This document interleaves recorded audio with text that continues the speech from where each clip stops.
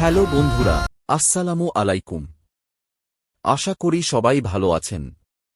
আজকের ভিডিওতে আমরা আলোচনা করব পুলিশ নিয়ে সালিমা বিল্ডার্স দখল নীল রাতুলের গার্লফ্রেন্ড, গরিব ঘরে রাজপুত্র ৪১।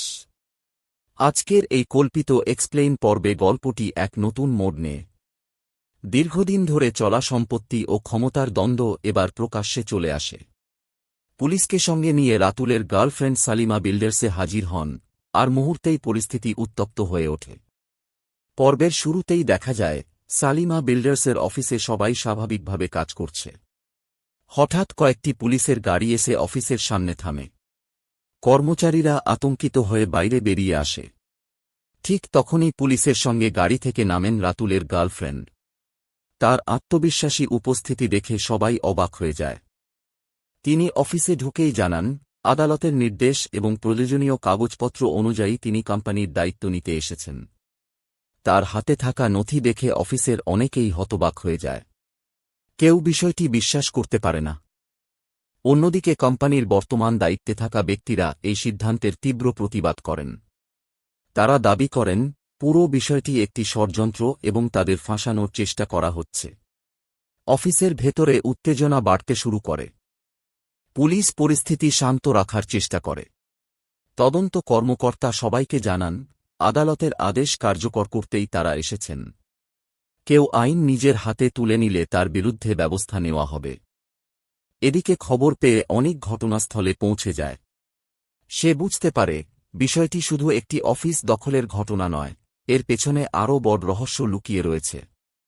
অনিক রাতুলের গার্লফ্রেন্ডের সঙ্গে কথা বলতে চাইলে তিনি জানান, বহুদিন ধরে লুকিয়ে রাখা কিছু নথি তার হাতে এসেছে, যা কোম্পানির প্রকৃত মালিকানা নিয়ে নতুন প্রশ্ন তুলেছে। ঠিক তখনই অফিসের একটি আলমারি থেকে গুরুত্বপূর্ণ কিছু ফাইল উদ্ধার হয়। ফাইলগুলো দেখে তদন্ত কর্মকর্তা বিস্মিত হয়ে যান। সেখানে এমন কিছু স্বাক্ষর এবং আর্থিক লেনদেনের তথ্য ছিল, যা প্রমাণ করে দীর্ঘদিন ধরে কোম্পানির ভেতরে অনিয়ম চলছিল। এদিকে মেঘলা খবর পেয়ে অনিককে ফোন করে সাবধানে থাকতে বলেন, কারণ তিনি আশঙ্কা করেন এই ঘটনার সুযোগ নিয়ে প্রকৃত অপরাধীরা পালিয়ে যেতে পারে। তদন্ত কর্মকর্তা সিদ্ধান্ত নেন, অফিসটি সাময়িকভাবে পুলিশের তত্ত্বাবধানে থাকবে। সব নথি যাচাই বাছাই শেষ না হওয়া পর্যন্ত কেউ কোনো গুরুত্বপূর্ণ কাগজপত্র সরাতে পারবে না। এই ঘোষণার পর পরিস্থিতি কিছুটা শান্ত হয়। পর্বের শেষ দিকে একজন প্রাক্তন কর্মচারী সামনে এসে দাবি করেন, তিনি কোম্পানির অনেক গোপন তথ্য জানেন। তিনি বলেন, যদি আমাকে নিরাপত্তা দেওয়া হয়, তাহলে আমি সব সত্য প্রকাশ করব। তার এই কথায় তদন্তে নতুন মোড় আসে। ঠিক তখনই দূরে দাঁড়িয়ে থাকা এক রহস্যময় ব্যক্তি ফোনে বলে, অফিস দখল হয়েছে, কিন্তু আসল ফাইল এখনও তাদের হাতে যায়নি। সেটি উদ্ধার করতে হবে।